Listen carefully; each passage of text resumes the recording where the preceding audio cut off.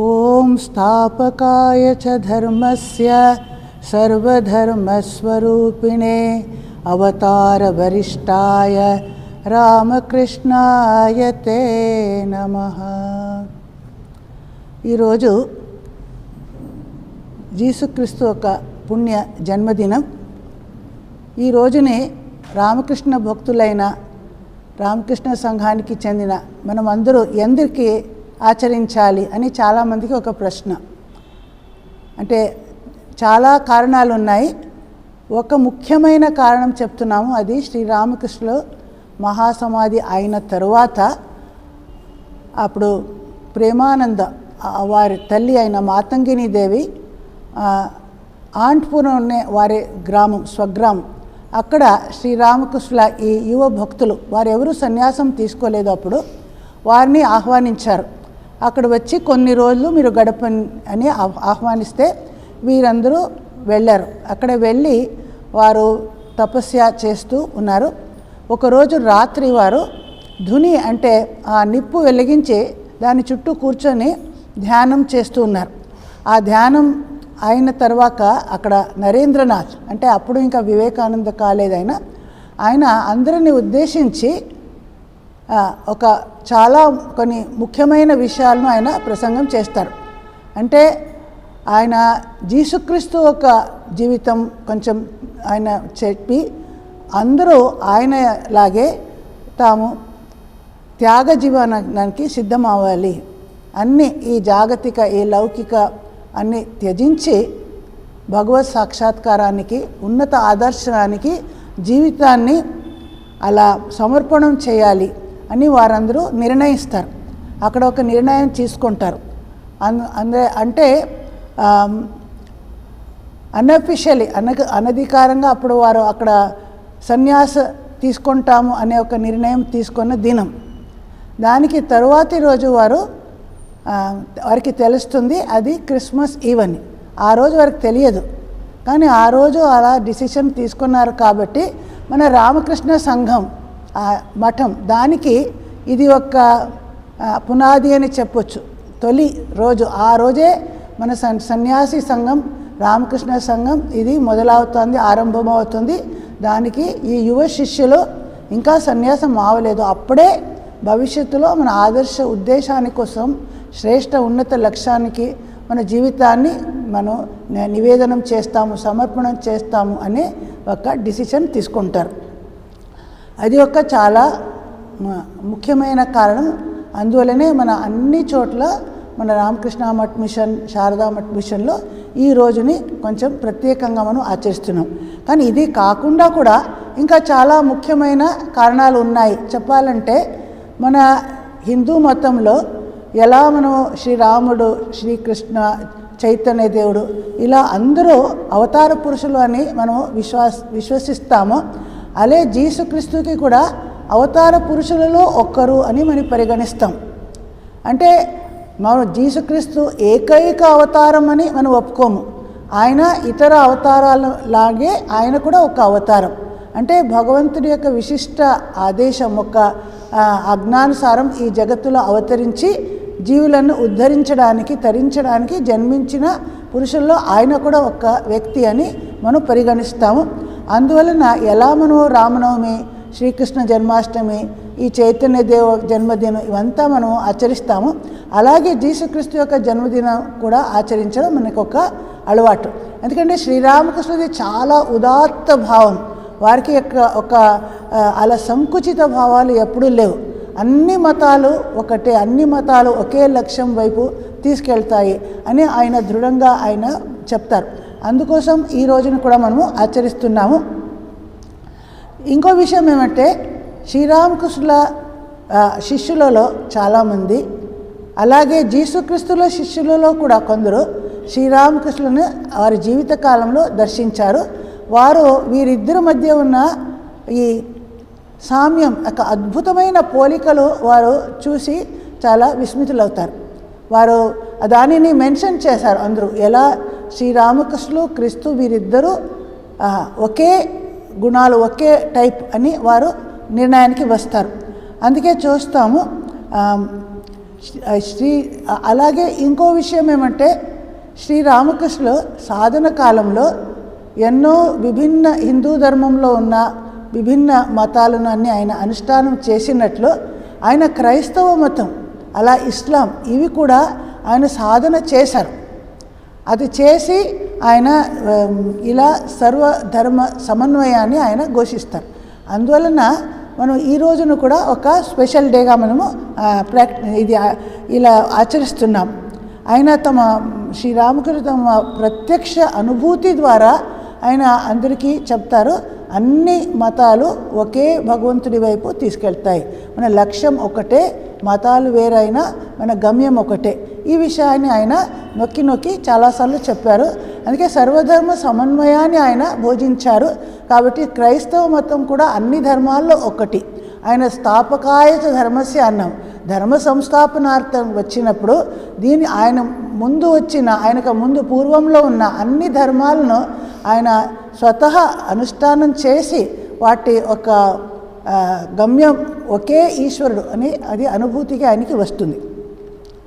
ఇంకా శ్రీరామకృష్ణుల శిష్యవర్గంలో ప్రత్యక్ష శిష్యుల్లో కొందరు, ఉదాహరణకి స్వామి వివేకానంద, బ్రహ్మానంద, అభేదానంద, తర్వాత శారదానందజీ, రామకృష్ణానందజీ, వీరందరూ బైబిల్ని బాగా డీటెయిల్గా వారు స్టడీ చేశారు.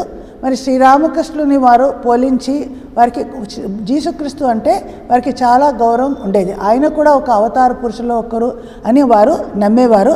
వారు అలాగే జీసుక్రీస్తు డిసైపుల్స్ కూడా ఎందరో శ్రీరామకృష్ణుడు ఉన్న కాలంలో వచ్చి ఆయనతో కలవడం, తర్వాత ఆయనను చూసి క్రైస్తు లాంటి ఒక వ్యక్తి, అటువంటి పవిత్రత, అటువంటి భగవద్భక్తి, అటువంటి ఆధ్యాత్మికత ఉన్న ఒక వ్యక్తి అని వారు చూసి వారికి అనిపిస్తుంది. అందువలన వారందరూ శ్రీరామకృష్ణులను చాలా గౌరవించారు. అలాగే శ్రీరామకృష్ణుల శిష్యులు కూడా జీసుక్రీస్తు అంటే ఒక అవతార పురుషులో ఒక్కరు అనే భావంతో శ్రీరామకృష్ణులు ఆయన వేరు కాదు అనే భావాన్ని వారు పొందారు అని చూస్తాం. శ్రీరామకృష్ణ గృహస్థ శిష్యులో ఒకరైన మాస్టర్ మహాశయ్ మహేంద్రనాథ్ గుప్తా ఆయన రచించిన కథామృతం, అక్కడ చాలాసార్లు ఆయన కూడా బైబిల్ని బాగా స్టడీ చేశారు.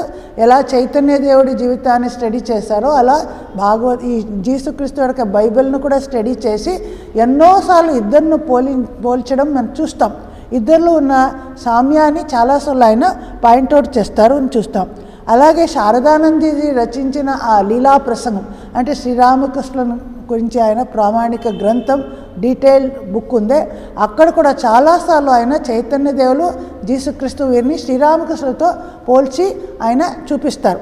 ఇలాంటి కారణంలో మనము జీసుక్రీస్తు యొక్క జీవితాన్ని కూడా మనము శ్రీరామకృష్ణులతో ఆయన సామ్యం ఎలా ఉంది, శ్రీరామకృష్ణుల వారికి ఎలా మనం ఒకే అవతారం అంటే విభిన్న కాలాలలో ఒకే శక్తి ఎలా వస్తుంది, ఈ విషయాన్ని మనం అర్థం చేసుకోవడానికి ఆయన జీవితాన్ని, ఆయన ఉపదేశాలని కూడా మనం చదివితే మనకి బాగా తెలుస్తుంది.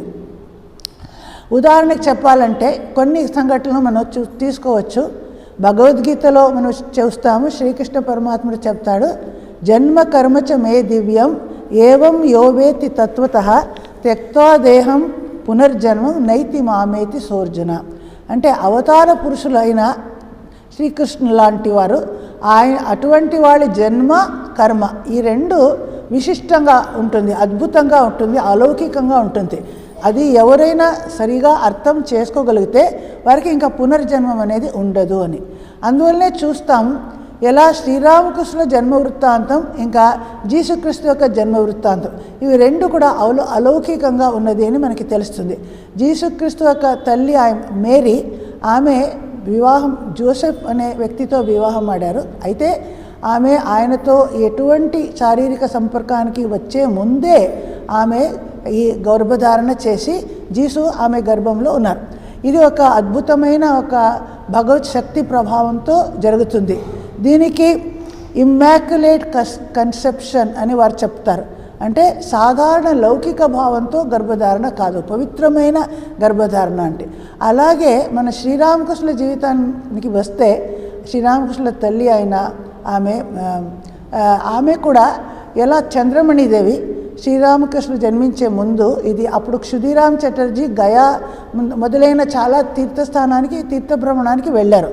ఆ రోజుల్లో ఒకరోజు ఆమె కామార్పుకుల్లోనే అక్కడ ఒక శివ మందిరం ఉంటుంది, అది యోగిదేర్ శివ మందిరం అంటారు, యోగిల శివ మందిరం. అక్కడ ఆమె ఎప్పుడు వెళ్ళేది. ఆ రోజు ఒకరోజు వెళ్ళినప్పుడు ఆమెకు అద్భుతమైన దర్శనం కలుగుతుంది. అక్కడ ఆ శివలింగం నుంచి జ్యోతి వస్తున్నట్లు, ఆమె శరీరాన్ని ప్రవేశించినట్లు ఆమెకి అనిపిస్తుంది. ఆమె స్పృహ తప్పి పడిపోతుంది. అప్పటి నుంచి తను గర్భధారణ చేశాను అని ఆమెకి ఒక అనిపిస్తుంది. అదే కాలంలో క్షుదిరామ్ చటర్జీ గయాధామంలో ఉన్నారు. ఆయన పితృదేవులకి తర్పణం అంతా ఇచ్చి అయిన తర్వాత ఒక రాత్రి ఆయన కలలో చూస్తారు, సాక్షాత్ మహావిష్ణువు వచ్చి నేను నీ పుత్రుడిగా జన్మిస్తాను అని వాగ్దానం చేస్తారు.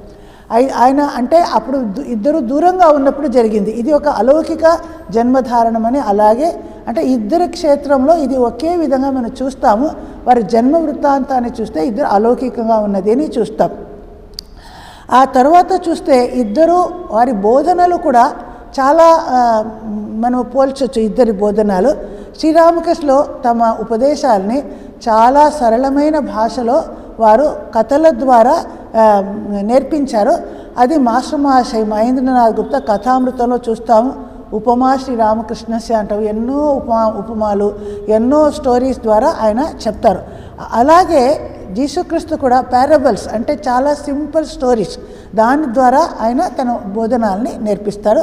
అది బైబిల్లో ఇలాంటి స్టోరీస్ చాలా వస్తాయి. అలాగే ఇక్కడ బైబిల్లో జీసుక్రీస్తు గురించి వృత్తాంతాలు ఆయన విషయాలు చెప్పేటప్పుడు ఆయన శిష్యులు గాస్పెల్ అనే శబ్దాన్ని వ్యవహారం చేశారు.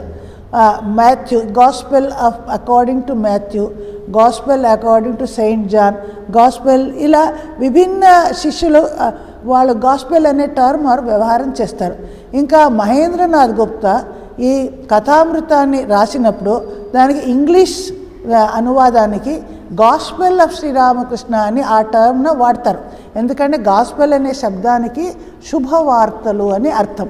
అంటే అలా ఒక అవతార పురుషులు వారి చెప్పిన శుభ సందేశం అది అక్కడ ఉంది కాబట్టి గాస్పెల్ ఆఫ్ శ్రీరామకృష్ణ అనే పేరు వస్తుంది. ఇంకా జీసుక్రీస్తు ఒక మాట చెప్తాడు, బీ ఈ perfect as your father in heaven is perfect.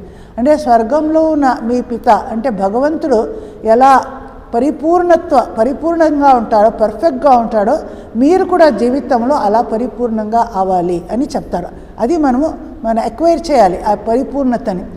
ఈ ఒక్క ఉపదేశాన్ని యొక్క పరిణతియే శ్రీరామకృష్ణులు అని మహేంద్రనాథ్ గుప్తా నమ్ముతాడు. ఆయన చెప్పేవాడు శ్రీరామకృష్ణుడు జన్మించాడు, అలా పరిపూర్ణమైన ఒక అవతారంగా ఆయన జన్మించాడు అని ఆయన చెప్తారు. ఇంకా శ్రీరామకృష్ణుడు ఇంకా ఆయన ఉపదేశాలు చూస్తే ఆయన సాధకులకి అత్యధికమైన ఈ ఆచార విచారాలు ప్రాక్టీస్ చేయాలని చెప్పలేదు.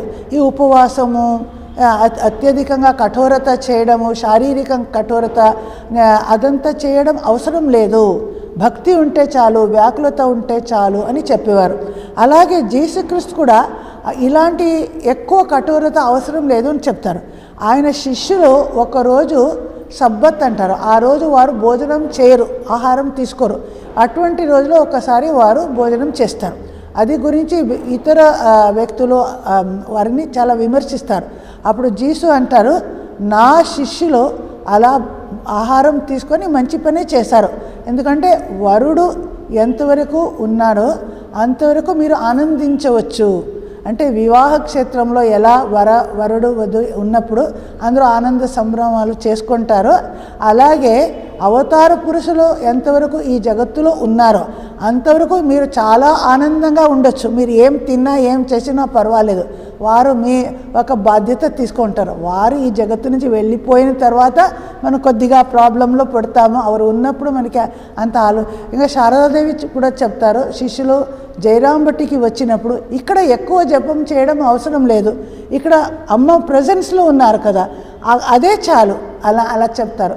అంటే ఇలా ఆధ్యాత్మిక జీవితం అంటే కఠోర నియమాలు అనుసరించాలి, శరీరాన్ని చాలా మనం దానికి బాధ కలిగించాలి, అది అవసరం లేదు, భక్తి ఒకటే ముఖ్యమని చెప్తారు. ఇంకా శ్రీరామకృష్ణులు అంటారు, ఈ యువ శిష్యులు కామకాంచన అది వారికి తగలలేదు, అంటుకోలేదు, వారు పవిత్రంగా ఉన్నారు కాబట్టి నేను చెప్పిన ఉపదేశాల్ని వారు బాగా గ్రహించగలరు అంటారు. అంటే ఇంకా శ్రీరామకృష్ణులు అంటారు, పాలు ఒక కొత్త పాత్రలో మనం ఉంచితే అది బాగానే ఉంటుంది, అది పెరుగు ఉంచే పాత్రలో మనం గిన్నెలో పెడితే అది త్వరగా పులుపు వచ్చేయచ్చు, పాడైపోతుంది అని చెప్తారు. జీసుక్రీస్తు కూడా ఒక మాట అలాగే చెప్పాడు, ఈ మత్తు వచ్చే ఈ వైన్ అది పాత బాటిల్లో మీరు ఉంచితే ఆ బాటిల్ విరిగిపోతుంది, కొత్త బాటిల్లో ఉంచితే అలా అవదు. ఇంకా చెప్తాడు, ఒక వస్త్రం చినిగిపోతే పాత వస్త్రాన్ని దానికి జోడించి మీరు అది స్టిచ్ చేయకూడదు, అలా చేస్తే పాత వస్త్రం అంశం అది చినిగిపోతుంది అని చెప్తారు. అంటే ఇలా వారి పోలికలో కొన్ని మన పోలికలు చూస్తాం, ఇద్దరు ఉపదేశాలు. ఇంకా క్రైస్తు చెప్తాడు, నేను నా తండ్రి అంటే ఈశ్వరుడు వేరు కాదు. ఇంకా శ్రీరామకృష్ణులు కూడా చెప్తారు, నేను జగన్మాత వేరు కాదు అని. వీరిద్దరూ అలా ఇది ఒక చెప్పాలంటే అల్టిమేట్ ట్రూత్ అని చెప్పొచ్చు. మన అద్వైత తత్వం, నేను భగవంతుడితో ఒక ఐక్య భావన, జీసుక్రీస్తు ఒక భక్తుడు మాత్రమని కాదు అని, నేను స్వర్గంలో ఉన్న నా తండ్రి ఒక్కరే వేరు కాదు అని చెప్తే ఆయనకి అది అహం బ్రహ్మాస్మి లేదా నేను నా తల్లి ఒకటే అని శ్రీరామకృష్ణ చెప్పిన ఉపదేశాన్ని మనం చాలా అదే విధంగా ఉంది అని మనకి అర్థమవుతుంది. ఇంకా జీసుక్రీస్తు చెప్తారు, అంటే భగవంతుడికి ఎలా ప్రార్థన చేయాలి అంటే ఎవరికి చూపించుకోకుండా మనం అలా నిర్జన ప్రదేశంలో నీరవంగా మనం భగవంతుని హృదయం నుంచి హృదయాంతరాల నుంచి ప్రార్థిస్తే భగవంతుడు మన ప్రార్థన వింటారు. శ్రీరామకృష్ణులు కూడా చెప్తారు ఎలా ప్రార్థన చేయాలి. మొనే బొనే కోనే అని 3 శబ్దాలు వాడతారు. అంటే బొనే అంటే ఒక నిర్జన అరణ్యం వనంలో, లేదా కోనే అంటే ఎక్కడో ఒక కార్నర్, మన ఇంట్లో ఎవరు మమ్మల్ని డిస్టర్బ్ చేయరు అటువంటి ఒక మూలలో కూర్చొని, ఏదీ సరిపోకపోతే నీ మనస్సులో ఎవరికి చూపించకూడదు. ఇది ఆధ్యాత్మికత అనేది అందరికీ ఒక ప్రదర్శనం చేసే విషయం కాదు, అది నిశ్శబ్దంగా భగవంతుడికి మనకు ఉన్న ఒక సంబంధం, అది అలా ఉండాలి అని ఆయన కూడా చెప్తారు. ఇంకా శ్రీరామకృష్ణులు అంటారు ప్రార్థన, భగవంతుడు మీరు ప్రార్థన చేస్తే ఖచ్చితంగా వింటాడు. అంటే ఆంతరికంగా హృదయాంతరాల నుంచి ప్రార్థన చేస్తే భగవంతుడు వింటాడు. అప్పుడు క్రైస్తు కూడా చెప్తాడు, నాక్ and the door shall be open, seek and you shall have it, ask and it shall be given to you. అంటే తలుపు కొట్టు, అప్పుడు నీకు అది తెరుస్తుంది, ఆధ్యాత్మిక జీవితం అనేది నీకు ఓపెన్ అవుతుంది. అలాగే నువ్వు కోరుకోవాలి, ఆధ్యాత్మిక ఉన్నతి కావాలి, భగవంతుడు కావాలి అని కోరితే అప్పుడు అది నువ్వు ఖచ్చితంగా పొందగలుగుతావు. ఇంకా నువ్వు అడగకుండా అవుదు, ask and it shall be given to, అప్పుడే నీకు అది ఇవ్వబడుతుంది. అంటే ఎవరైతే ఆంతరికంగా ప్రార్థిస్తారో వారికి ఖచ్చితంగా ఆధ్యాత్మిక ప్రగతి అనేది వస్తుంది అని ఇద్దరూ చెప్పారు. ఇంకా కథామృతం మనం చదివితే అక్కడ చాలా ఒక ఇంట్రెస్టింగ్ సంఘటన మనం చూస్తాము. శ్రీరామకృష్ణులు ఒకసారి కలకత్తాలో బాగ్ బజార్ అనే ప్లేస్కి వెళ్ళారు. అక్కడ భక్తులింట్లో అన్నిటికి వెళ్ళినప్పుడు ఒక మహిళ బ్రాహ్మణ వితంతు ఆమె ఇంటికి కూడా వెళ్తారు. ఆమె గులాబ్మా అని తర్వాతి కాలంలో ఎవరు శారదాదేవి సహచరురాలుగా ఉంటారు, యోగిన్మా గులాబ్మా వారిలో ఒకరు. అక్కడ శోకాతురా బ్రాహ్మణి అని చెప్తారు. అంటే దుఃఖతప్తమైన ఆమెకి అంత భర్త చనిపోతారు, అంతే జీవితంలో చాలా కష్టాలు వచ్చి తర్వాత శ్రీరామకృష్ణుల దగ్గరికి వచ్చి ఆమెకి ఆయన చూసి భక్తి కలుగుతుంది. శ్రీరామకృష్ణ అంటే సాక్షాత్ భగవంతుడు అని ఆమె చాలా భక్తితో ఆయనని భావించేది. ఆ రోజు శ్రీరామకృష్ణుడు వచ్చినప్పుడు ఆ గులాబ్మా మరియు ఆమె సోదరి వారిద్దరు ఎంత ఆనందంగా ఉన్నారు, ఎంత ప్రేమతో ఆయనని చూశారు, ఎంత బాగా ఆయనకి సత్కారం చేశారు, సేవించారు. అదంతా శ్రీరామకృష్ణతో పాటు అప్పుడు కథామృత రచయిత మాస్టర్ మహాశయ కూడా ఆ రోజు వచ్చారు. ఆయన చూసి అంటారు, ఇదంతా చూస్తే నాకు బైబిల్ గుర్తు వస్తుంది, బైబిల్లో కూడా ఇలాంటి ఒక స్టోరీ ఉంది. అక్కడ కూడా ఇద్దరు సోదరులు మార్తా మేరీని ఉన్నారు, వారు జీసుక్రీస్తు అంటే వారు భక్తి ఉండేది అని చెప్తారు. శ్రీరామకృష్ణులు అప్పుడు మహేంద్రనాథ్ని అడుగుతారు మాస్టర్ మాషాని, ఇవంతా చూస్తే నీకేం అనిపిస్తుంది? శ్రీరామకృష్ణకి ఇది ఒక హ్యాబిట్ ఉండేది, వారు ఇవంతా ఆధ్యాత్మిక విషయాల్ని ఎంతవరకు అర్థం చేసుకున్నారు అని పరీక్ష చేసేవారు. సో మహేంద్రనాథ్ని అడుగుతారు, ఇవంతా చూస్తే నీకేమనిపిస్తుంది? అప్పుడు మహేంద్రనాథ్ చెప్తారు, నాకు అనిపిస్తుంది జీసుక్రీస్తుడు, చైతన్య దేవుడు, మీరు అందరూ ముగ్గురు ఒక్కరే, వేరు కాదు, ఒకే వ్యక్తి 3 సార్లు ఇలా వచ్చారు. అప్పుడు శ్రీరామకృష్ణులు ఆయన మాటలు విని చాలా ఆనందిస్తారు. నువ్వు ఇది బాగా అర్థం చేసుకున్నావే, పర్వాలేదే, బాగా అర్థం చేసుకున్నావే.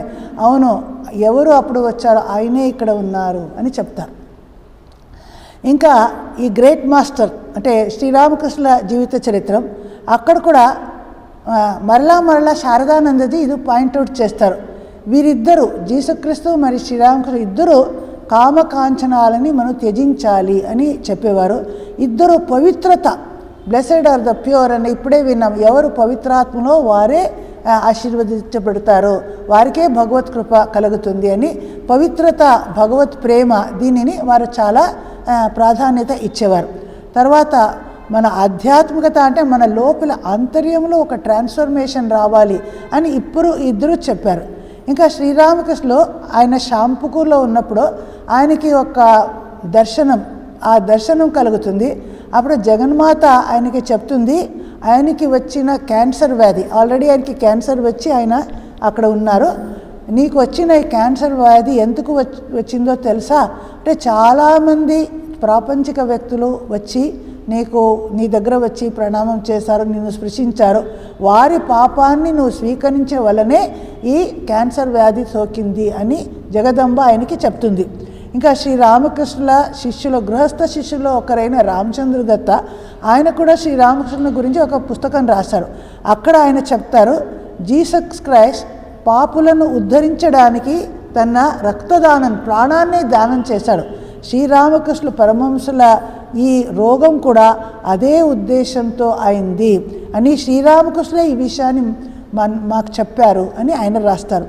ఇంకా ఇదే ఈ శ్రీరామకృష్ణ ఇలా క్యాన్సర్ వ్యాధి వలన ఇలా శరీరాన్ని త్యజించడం గురించి ఆయన ఎలా జీసస్ క్రైస్ట్ అలా ఆయనకి ఇలా హ్యాంగ్ చేస్తారు కదా, అక్కడ శిలువపై ఆయన మరణిస్తారు కదా, ఆ క్రూసిఫిక్స్ అవుతుంది, దానికి రెండుకి పోలించి చెప్తారు.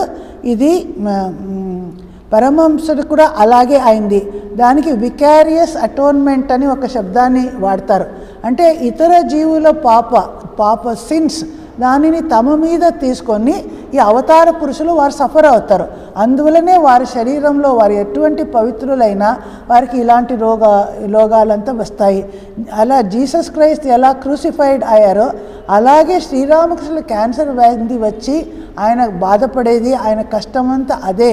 చాలామంది ఎలా పాపాత్మలు, దుష్టులు వాళ్ళు ఆయనను స్పర్శించారు, ప్రణామం చేశారు, వారి పాపాన్ని ఆయన స్వీకరించాడు.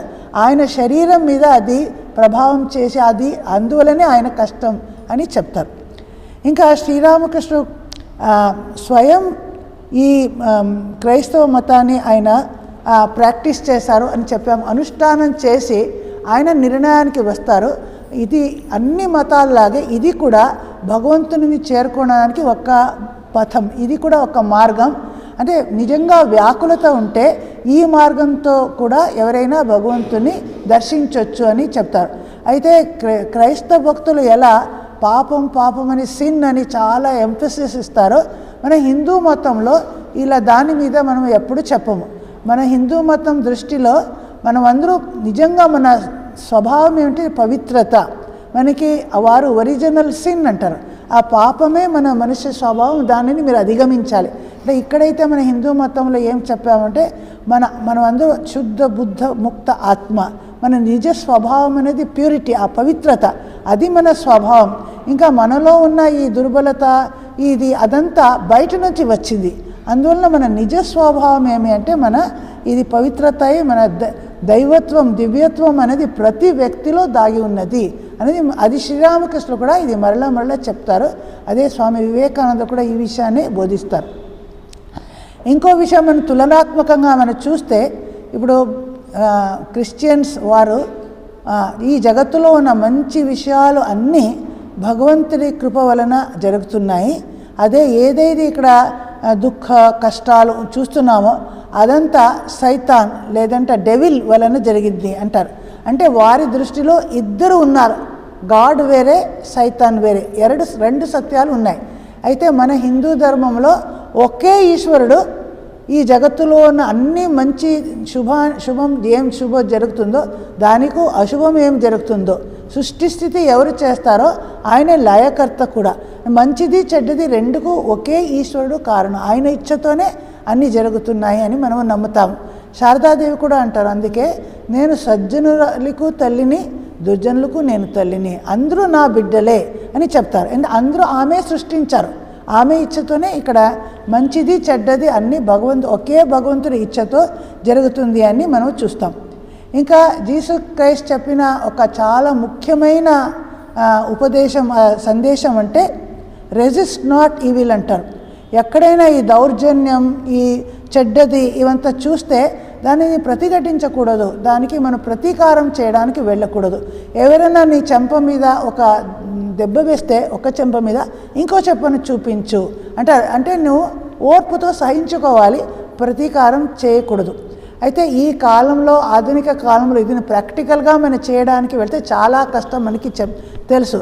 ఎంతోమంది దుర్జనులు ఉన్నారు, ఎంతో దుష్టులు మనకి ఎటువంటి మనకి అలా హాని కలిగిస్తారో అప్పుడు మనం ఎప్పుడూ ఊరుకోవాలా, ఏం చేయాలి? అప్పుడు అరాజకత పెరుగుతుంది కదా మన దేశంలో.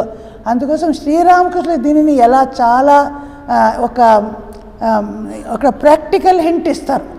ఇది ఆయన చెప్తారు, ఆయన ఒక స్టోరీ చెప్తారు, అదే బ్రహ్మచారి మళ్ళీ ఒక పాముకి ఆ బ్రహ్మచారి నువ్వు ఎవరికి హింసించవద్దు అని చెప్పి ఒక మంత్రాన్ని ఉపదేశం చేసి వెళ్ళిపోయాడు.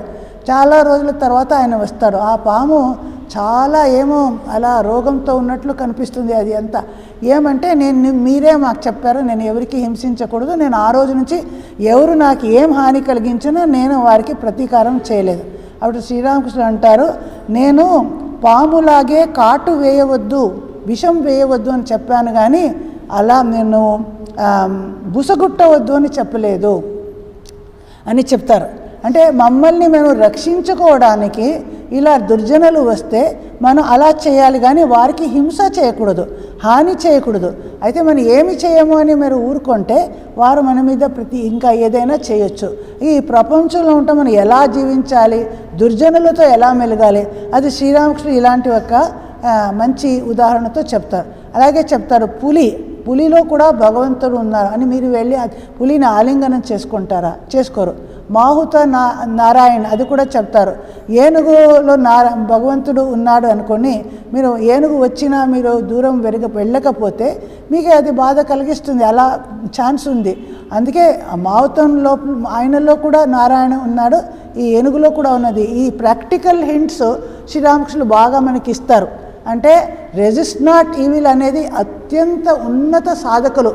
అన్ని చోట్ల భగవంతుడి ఇచ్చనే ఉంది, భగవంతుడే అన్ని చేస్తున్నాడు అని ఎవరికి అనుభూతికి వచ్చిందో వారు ఎవరికి ఎటు విధంగా ప్రతిఘటించకుండా అన్ని వారు సహించుకుంటారు.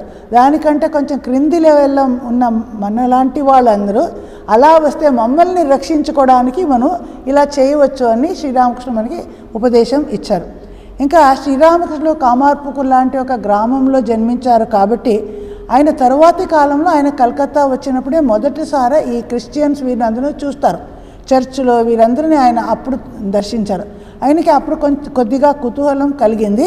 ఆయన శిష్యుడు రాణి రాస్మణి అల్లుడైన మథురనాథ్ విశ్వాస్ ఆయనకి శ్రీరామకృష్ణులు కోరుకుంటారు, నేను చర్చ్ చూడాలి. అప్పుడు ఆయన అక్కడ జాన్ బజార్ రాస్తాలో ఒక మెథడిస్ట్ చర్చ్ అని ఉంది, అక్కడ శ్రీరామకృష్ణుని తీసుకెళ్ళి చూస్తారు. ఇంకో రోజు అలాగే హోలీ ట్రినిటీ చర్చ్, అక్కడ కూడా శ్రీరామకృష్ణుని తీసుకెళ్లారు. కానీ శ్రీరామకృష్ణుడు లోపల ప్రవేశించకుండా తలుపు దగ్గర ఉండి అక్కడి నుంచే లోపల ఎలా ఈ పాద్రీలు జీసుక్రీస్తుకి భక్తి చూపిస్తున్నారు, ప్రార్థనలు చేస్తున్నారు, ఇవంతా ఆయన చాలా గమనించారు. అయితే అప్పుడు ఆయన ఆ క్రైస్తవ మతాన్ని అప్పుడే ఆయన ప్రాక్టీస్ చేయలేదు. శ్రీరామకృష్ణులు హిందూ మతంలో ఉన్న విభిన్న మతాలు ఈ శైవ వైష్ణవ శాక్త అన్నీ ఆయన ప్రాక్టీస్ చేసిన తర్వాత ఆయన చివరికి షోడశి పూజ చేశారు చూడండి, అది దానికి మనం పూర్ణాహుతి లాగే అని చెప్తారు. అది 1867 మే ఆయన షోడశి పూజ చేస్తారు. అది ఆయన 8 సంవత్సరాల తర్వాత ఆయన ఈ క్రైస్తవ మతాన్ని ఆయన అనుష్ఠానం చేయడానికి వెళ్ళారు. ఎందుకు అని అడిగితే బహుశా ఆయనకి దానికి ముందు అలా కుతూహలం ఆయనలో రాలేదు, దానిని అభ్యసించాలి అనిపించలేదు. అయితే శ్రీరామకృష్ణుల శిష్యుడైన మథురనాథ్ బిశ్వాస్ శరీరాన్ని చాలించిన తర్వాత ఆయన తరువాతి భక్తుడు శంభుచరణ్ మల్లిక్, అంటే జగన్మాత ద్వారా నియమింపబడిన కొందరు రసాద్దార్ అంటారు. శ్రీరామకృష్ణుల అవసరాలని ఎప్పుడు ఏం కావాలో తీర్చడానికి జగన్మాత కొందరిని సెలెక్ట్ చేసి ఉంచారు. మథురనాథ్ బిశ్వాస్ మొదటివాడు. ఆయన మరణం తర్వాత ఈ శంభుచరణ్ మల్లిక్ ఆయన శ్రీరామకృష్ణ భక్తుడు అవుతారు. ఆయన దగ్గరికి వచ్చేవారు, కానీ ఆయన క్రైస్తుని కూడా నమ్మేవాడు. సో ఆయన ఇంట్లో ఈ బైబిల్ పఠనం జరిగేది. ఆయన దగ్గర శ్రీరామకృష్ణులు మొదటిసారిగా ఈ జీసుక్రీస్తు ఇది బైబిల్లో ఇవంతా వింటారు. అప్పుడు ఆయనకి ఈ క్రైస్తవ మతాన్ని కూడా ప్రాక్టీస్ చేయాలి అని ఒక క్యూరియాసిటీ, ఇంట్రెస్ట్ వచ్చింది. ఆయన ఆ టైంలోనే ఆయన ఆ ఆలోచనలు ఆయన మనసులో వచ్చాయి.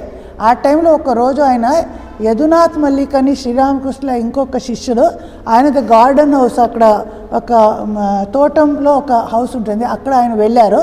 అక్కడ బయట వరండాలో కూర్చున్నప్పుడు ఆయన ఇదే ఆలోచన, క్రైస్తవం ఆలోచన ఉంది. అక్కడ గోడ మీద వేలాడుతున్న ఒక ఫోటో చూస్తారు. అక్కడ అది మేరీ చేతిలో ఆ శిశు క్రైస్త్ ఉన్నది, ఆ ఫోటో చూస్తారు. దాన్ని తదేకంగా చూస్తుంటే అది ప్రకాశవంతంగా అయిపోయి అక్కడి నుంచి జ్యోతి కిరణాలు వచ్చి ఆయన హృదయాన్ని ప్రవేశించినట్లు ఆయన స్పృహ తప్పి పడిపోతారు.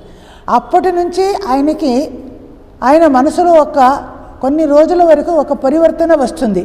ఆ సమయంలో ఆయన ఈ క్రైస్తవ రిలీజన్ గురించి చాలా గభీరంగా ఆయన ఆలోచిస్తున్నారు. జీసుక్రీస్తు గురించి ఆయన ధ్యానిస్తున్నాడు. ఆయనను గురించి ఆలోచించడం ఇవంతా ఆయనకి ఆ మతాన్ని గురించి ఆయన తీవ్రంగా ఆయన ప్రార్థన ఇవంతా చేస్తారు. ఇలా 3 రోజులు ఆయన చేస్తారు. కానీ ఆయన కాళీ దేవాలయకి వాపస్ వచ్చిన తర్వాత కూడా ఆ 3 రోజులు ఏ హిందూ మందిరానికి ఆయన వెళ్ళలేదు, ఏ దేవతని కాళీ టెంపుల్కి కూడా ఆయన వెళ్ళలేదంట. ఆయన శ్రీరామకృష్ణుల స్వభావం ఎలాంటిదంటే ఏదో ఒకటి పట్టుకుంటే దానిలోనే చాలా డీప్గా వెళ్ళిపోతారు. ఆ టైంలో వారు ఎప్పుడైతే అమ్మ కాళీని పూజ చేస్తారో ఇంకా వేరే ఏ ధర్మాన్ని ఆ టైంలో చేయడు. ఇది క్రైస్తవ మతాన్ని ప్రాక్టీస్ చేసడం. అప్పుడు కాళీ, కృష్ణ, రామ ఇవంతా ఆయనకి అప్పుడు నచ్చరు.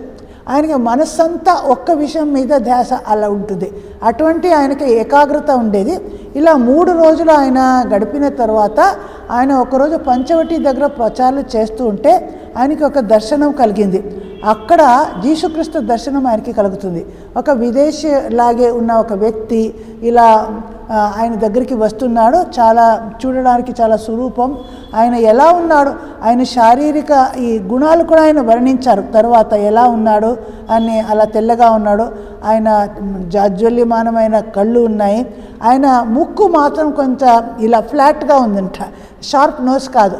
అదంతా ఆయన అబ్జర్వ్ చేసి ఆయన చెప్పారు.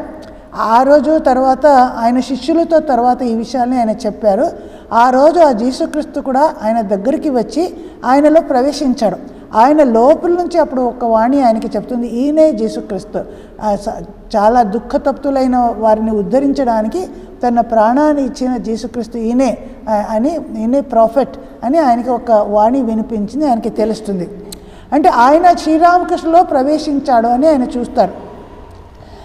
ఈ జీసుక్రీస్తు గురించి ఆయన ఏమి చూశాడో ప్రత్యక్షంగా కళ్ళలో, అది ఆయన శారదానంద మరి ఇతర శిష్యుల దగ్గర ఆయన ఎక్స్ప్లెయిన్ చేశాడు. చాలా రోజుల తర్వాత శ్రీరామకృష్ణ మహాసమాధి అయిన తర్వాత శారదానందది ఇంకా డీప్గా ఈ బైబిల్లో జీసుక్రీస్తు గురించి ఆయన అధ్యయనం చేశారు. అక్కడ జీసుక్రీస్తు చూడడానికి ఎలా ఉండేవారు అని 3 వివరాలు ఆయనకి లభించాయంట. దాంట్లో ఒక్క వివరంలో శ్రీరామకృష్ణుడు ఎలా చెప్పారో అలాగే ఉన్నట్లు ఆయనకి చూసి ఆశ్చర్యపోతాడు. అంటే శ్రీరామకృష్ణుడు నిజంగా ఆయనని చూశారు, దర్శనం చేశారు అని ఆయనకి ఆ రోజు తెలుస్తుంది. ఇంకా శ్రీరామకృష్ణులు ఇంకా ఇలా జీసుక్రీస్తుని దర్శించడం వలన శ్రీరామకృష్ణులు ఒక కన్క్లూషన్కి వస్తారు. అంటే జీసుక్రీస్తుడు కూడా రాముడు, కృష్ణుడు లాగే ఒక అవతార పురుషుడు. ఆయనని పూజించినా కూడా ఒక వ్యక్తి ఆయనకి భగవత్ సాక్షాత్కారమే, అది భగవంతుని దగ్గర వెళ్ళొచ్చు, ఇది ఒక పథం అని ఆయనకి తెలుస్తుంది. అయితే ఆయనలో ఎటువంటి మతోన్మాదం కానీ ఇలా మూఢ విశ్వాసాలు ఇలాంటిది ఉండదు. ఆయన క్రైస్తవ రిలీజన్ మన ఇతర రిలీజన్ లాగే ఒకటి అని భావిస్తారే కానీ అదొక్కటే సత్యం అని క్రైస్తవుని నమ్మకపోతే మీరు ఉద్ధారం అవ్వదు అలా ఆయన నమ్మరు. మన అందరూ ఎలా ఏదైనా పథం మీరు ఫాలో అవ్వచ్చు, మీరు రాముణ్ణి కానీ కృష్ణుని కానీ ఏ భగవంతుని కానీ మీరు పూజించవచ్చు. నిజమైన వ్యాకులతతో పూజిస్తే, ఆంతరికంగా పూజిస్తే ఏ పథమైనా ఒకే గమ్యస్థానానికి లీడ్ చేస్తుంది, ఒకే భగవంతుని దగ్గర మీరు చేరుతారు. ఈ విషయాన్ని శ్రీరామకృష్ణులు చాలాసార్లు బోధించారు. అందుకే ఆయన సర్వధర్మ సమన్వయాన్ని ఆయన బోధించారని చూస్తాం. ఇంకొకటి ఏమంటే శ్రీరామకృష్ణులు జీసస్ క్రైస్ట్ని దర్శించారు కానీ ఆయన క్రైస్తవ మతం అనుచరులు ఎలా ఫాలో చేస్తారో అదే ప్రాసెస్లో వెళ్ళలేదు. వారందరూ ఎలా వారికి కొన్ని మెథడ్స్ ఉంటాయి, బ్యాప్టిజం తీసుకోవాలి ఏదేదో ఉంటుంది, అలాంటి ఒక పద్ధతిగా వెళ్లకుండా నిజమైన వ్యాకులతతో భగవంతుని ప్రార్థించి ఆయనకి దర్శనమైంది. స్వామీజీ అంటారు శ్రీరామకృష్ణులు నిజమైన క్రైస్తవ మతాన్ని అసలు దానిని ఆయన ఫాలో అయ్యారు అని చెప్తారు. అయితే ఆయన అటువంటి వ్యాకులత, అటువంటి ప్రేమ ద్వారా ఆయనకి భగవద్ దర్శనమైంది. అయితే క్రైస్తవ ఇతర మత అనుచరులు అలా వారు ఒప్పుకోరు, వారికి మెథడ్స్ ఉంటాయి, ఆ ప్రార్థన అలాగే వెళ్తేనే వారికి దర్శనం అవుతుంది. కానీ శ్రీరామకృష్ణులు వేరే అలా అని చూస్తాం. ఇంకొకటి అంటే శ్రీరామకృష్ణులు ఎప్పుడూ చెప్పేవారు, ప్రతి ఒక్కరూ చెప్తారు నా గడియారమే సరిగా టైం ఇస్తుంది. అదే ప్రతి ఒక్క మతం ఫాలో చేసేవారు నా మతమే సరి అని చెప్తారు, కానీ ఏ గడియారము సరిగా టైం ఇవ్వటం లేదు. ఏ రిలీజియన్ కూడా అదొక్కటే సరి కాదు. ఎవరైతే నిజంగా వ్యాకులతతో భగవత్ ప్రేమతో భగవంతుని పూజిస్తారో ధ్యానిస్తారో వారికి ఖచ్చితంగా మీరు ఏ పథమైనా పర్వాలేదు, మీరు ఆయన దగ్గరికి వెళ్ళొచ్చు అని శ్రీరామకృష్ణుడు మళ్ళీ మళ్ళీ ఇది చెప్తారని చూస్తాం. ఇంకా ఒకటంటే శ్రీరామకృష్ణులు ఏ ధర్మాన్ని ఏ మతాన్ని ఆయన సాధన చేసినప్పుడు ఆ దేవతలు ఆయన శరీరంలో ప్రవేశించడం మనం చూస్తాం. ఆయన ఒక సమాధి అవస్థకి వెళ్ళిపోతారు, ఎప్పుడు ఒక పారవశ్య స్థితికి వెళ్ళిపోతారు. ఇప్పుడు వేరే ఇప్పుడు రిలీజన్స్ ప్రాక్టీస్ చేసినప్పుడు చివరికి ఆయన మొదట ఆయనకి సవికల్ప సమాధి అయి చివరికి నిర్వికల్ప సమాధి అనుభవం ఆయనకి కలిగేది. అయితే క్రైస్తవ రిలీజన్ ఆయన ప్రాక్టీస్ చేసినప్పుడు ఆయనకి నిర్వికల్ప సమాధి అనుభవం కలగలేదు. ఎందుకంటే ఈ క్రైస్తవ భక్తులు వారు భగవంతుడికి నిరాకారం అయిన సగుణ అని విశ్వసిస్తారు, ఆయన నిర్గుణ అని ఆయన భావించరు. వారు భక్తి మార్గాన్ని ఎక్కువగా వారు ఫాలో అవుతారు. కాబట్టి శ్రీరామకృష్ణుడికి కూడా అటువంటి నిర్వికల్ప సమాధి ఆయనకి చివరికి కలగలేదు. అంటే సగుణ నిరాకార కానీ సగుణ సమాధిలో ఆయన అనుభవం ఎండ్ అయింది అని ఆయన చెప్తారు. ఇంకా ఏమంటే శ్రీరామకృష్ణులు ఎక్కువగా చదువుకోకపోయినా ఏది విన్నా ఆయనకి అద్భుతమైన స్మృతి శక్తి ఉండేది. దానివలన ఒక్కసారి ఆయన వింటే అది మర్చిపోరు. ఇక శ్రీరామకృష్ణులు అన్ని శాస్త్రాలని ఏది చదివినా ఏది విన్నా అది ఎవరి ముందైనా అవసరమైనప్పుడు కోట్ చేసేవారు. ఇప్పుడు శ్రీరామకృష్ణుల శిష్యులలో ఇద్దరు, శరత్ మళ్ళీ శశి, అంటే తర్వాతి కాలంలో శారదానంద, తర్వాత రామకృష్ణానంద, వీరిద్దరు మొదటిసారి శ్రీరామకృష్ణులు దర్శించడానికి వచ్చినప్పుడు వారిలో ఒక్కరు శ్రీరామకృష్ణుడు అడుగుతారు, మహాశయ వివాహం చేసుకోవడం తప్ప, ఇది చేసుకుంటే ఇది భగవంతుడి ఇచ్చకి విరుద్ధమా అని అడుగుతారు. అప్పుడు శ్రీరామకృష్ణులు అక్కడ షెల్ఫ్లో ఒక బైబిల్ కాపీ ఉంది, దాన్ని తీసుకొని రా అని చెప్పి అక్కడ మార్క్ చేశారు. ఆ అంశాన్ని చదవమని చెప్తారు. అక్కడ ఏం రాసిందంటే, ఈ జగత్తులో కొందరు జన్మించినప్పుడే నపుంసకులుగా జన్మిస్తారు, ఇంకొందరిని ఇతరులు నపుంసకంగా అయ్యేటట్లు చేస్తారు. కానీ కొందరు ఉన్నారు స్వేచ్ఛగా భగవంతుని పొందాలి అనే ఉద్దేశంతో ఇలా నపుంసకత్వాన్ని గ్రహిస్తారు. ఎవరైతే దీనిని అర్థం చేసుకుంటారో వారు దీనిని గ్రహించవచ్చు అని చెప్తారు. ఇంకో ప్యాసేజ్ కూడా చదవమంటారు, అక్కడ ఉంది. అందువలన నేను చెప్తున్నాను, ఇది సెయింట్ పాల్ చెప్తాడు, మీలో ఎవరు అవివాహితులు వితంతువులు ఉన్నారో మీరు ఇలా ఉండి భగవంతుని ప్రార్థించడం చాలా మంచిది. నేను ఎలా ఉన్నానో అలాగే. అయితే మీరు అది చేయలేకపోతే, మీ మనసులోనే కోరికలనే మీరు అలా మనసులో కష్టంగా మంటగా అది అలా ఉంది అనిపిస్తే అలా ఉండకుండా వివాహం చేసుకోవడం మంచిది. కోరికలతో కాలిపోకుండా వివాహం చేసుకోవడం మంచిది. అయితే దాన్ని మీరు నిజంగా అవివాహితులుగా వితంతులుగా ఉండి భగవంతుని పిలవగలిగితే మీకు అది చాలా మంచిది అని ఆయన చెప్తారు. ఈ ప్యాసేజెస్ శ్రీరామకృష్ణులు వీరిద్దరికీ చదువుమని ఇచ్చారు. ఇప్పుడు శ్రీరామకృష్ణులు మన హిందూ శాస్త్రాన్ని చెప్పకుండా ఎందుకు ఈ బైబిల్ నుంచి వారికి చెప్పారు అని మనకి ఒక డౌట్ రావచ్చు. అంటే శ్రీరామకృష్ణ తర్వాతి కాలంలో చెప్పేవారు, ఈ ఇద్దరు శారదానందజీ మళ్ళీ వీరు శశి శరత్ రామకృష్ణ అనేది వీరు పూర్వజన్మంలో క్రైస్త అనుచరులుగా ఉండేవారు అని ఆయన చెప్తారు. అందుకే చూస్తాము తర్వాతి కాలంలో శారదానంది విదేశానికి కూడా వెళ్ళారు. అక్కడ వెళ్ళినప్పుడు ఒకసారి ఆయన లండన్ వెళ్తున్న రాస్తాలో సెయింట్ పీటర్స్ క్యాథెడ్రల్ అని ఒక పెద్ద చర్చిని సందర్శించినప్పుడు ఆయన భావపారవశ్య స్థితికి వెళ్ళిపోయారు అని చెప్తారు. అలాగే రామకృష్ణానందజీ కూడా ఆయన చెన్నైలో ఉన్నప్పుడు స్వామి బ్రహ్మానందజీ అక్కడ వచ్చారు. కొన్ని రోజులు అక్కడ ఉంటున్నారు. అక్కడ ఒక భక్తురాలు దేవమాత అంటారు, ఆమె పాత పేరు లారా గ్లెన్ అని ఒక క్రిస్టియన్ దేవమాత అక్కడ ఉండి ఆమె ముందు క్రైస్తుని భక్తులు అయిన శ్రీరామకృష్ణులతో చాలా భక్తి కలిగి ఆమె పుస్తకం కూడా రాసింది, అంత చేసింది. స్వామి బ్రహ్మానంద కూడా చాలా సేవ చేస్తుంది. ఆమె ఇంట్లో ఈ క్రిస్మస్ అది వారు జరుపుకుంటుంటే ఆ సంబరానికి వీరిని ఇన్వైట్ చేస్తుంది. అప్పుడు రామకృష్ణానందజీ మళ్ళీ బ్రహ్మానంద ఇద్దరు అక్కడ వెళ్ళారు. అక్కడ వెళ్ళినప్పుడు ఆమె బైబిల్లో జీసు జన్మ వృత్తాంతాన్ని చదువుతుంది. అప్పుడు స్వామి బ్రహ్మానందులకి ఒక దైవ పారవశ్య భావ పారవశ్య స్థితి కలిగి తర్వాత ఆయన అంటారు, నేను ఆ శుభ ముహూర్తంలో నేను జీసుని చూశాను, ఆయనతో సంభాషించాను. ఆయన ఒక నీలి వర్ణం ఒక కోటు వేసుకొని నా ముందు వచ్చారు. ఆయన ఇది చాలా ఒక పవిత్రమైన క్షణం అది అని తర్వాత వారికి చెప్తారు. ఇలా వారందరూ జీసుక్రీస్తులో కూడా ఆ భగవతత్వమే ఉన్నది, శ్రీరామకృష్ణులో ఉన్న భగవతత్వమే ఉన్నది అని వారు చూసేవారు. ఇంకా క్రిస్టియన్ డివోటీస్కి వస్తే ఎంతోమంది శ్రీరామకృష్ణుని సందర్శించారు. వారు కూడా శ్రీరామకృష్ణులు క్రీస్తు వేరు కాదు అని నమ్మేవారు.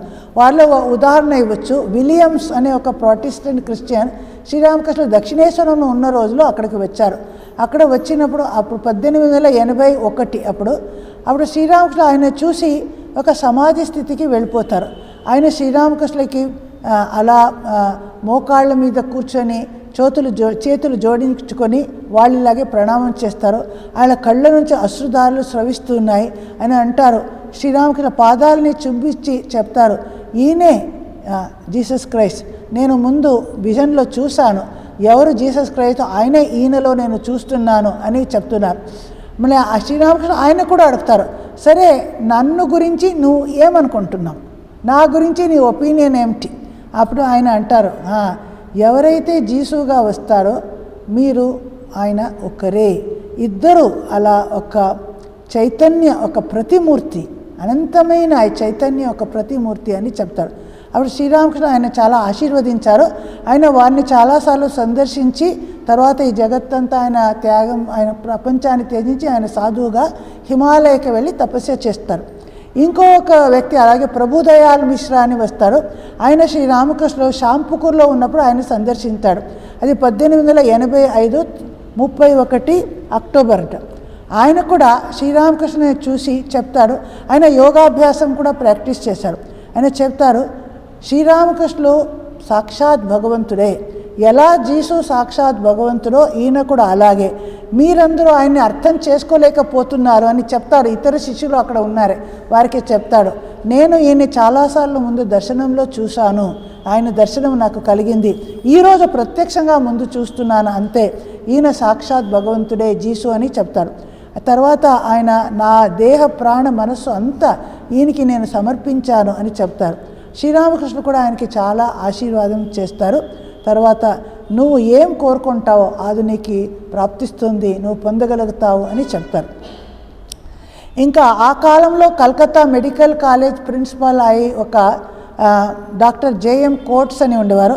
ఆయన కూడా ఆ కాలంలో శ్రీరామకృష్ణుని సందర్శించి వారి భావపారవశ్య స్థితి అంతా చూసి ఆయనకి చాలా ఆశ్చర్యం కలిగి ఈయన జీసుక్రీస్తు లాంటి వారు అని ఆయన చెప్తారు. మళ్ళీ ఇంకా కేశవ చంద్రసేన్, ఆ కాలంలో బ్రహ్మ సమాజం చాలా ఫేమస్, దానికి నేత.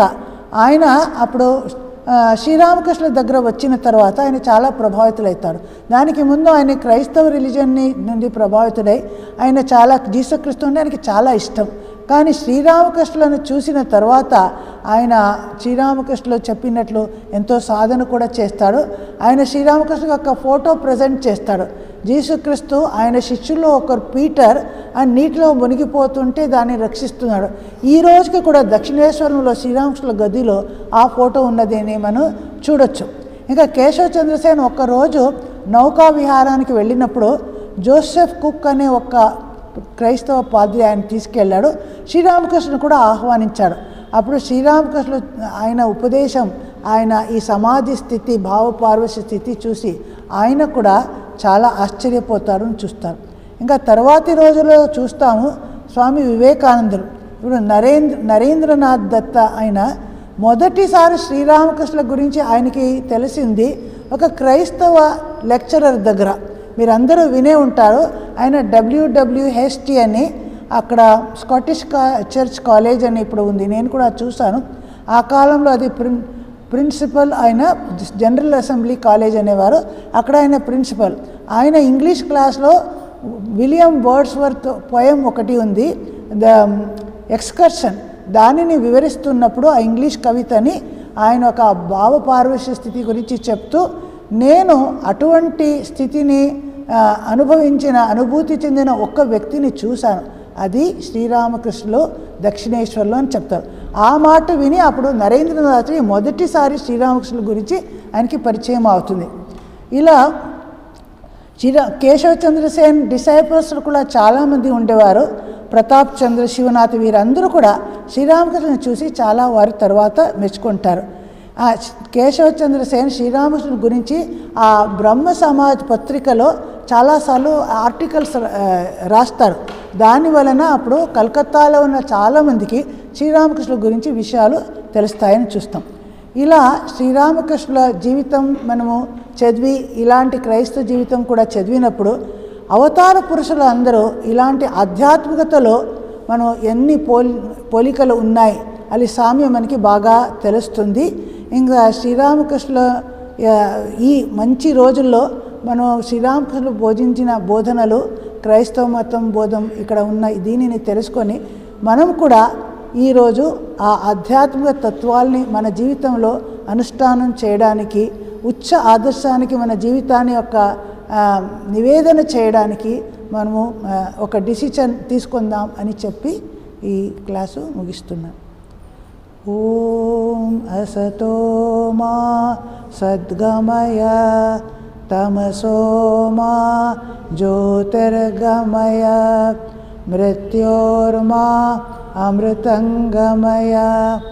ఓం శాంతి శాంతి శాంతి. హరి ఓం తత్సత్. కృష్ణార్పణమస్తు.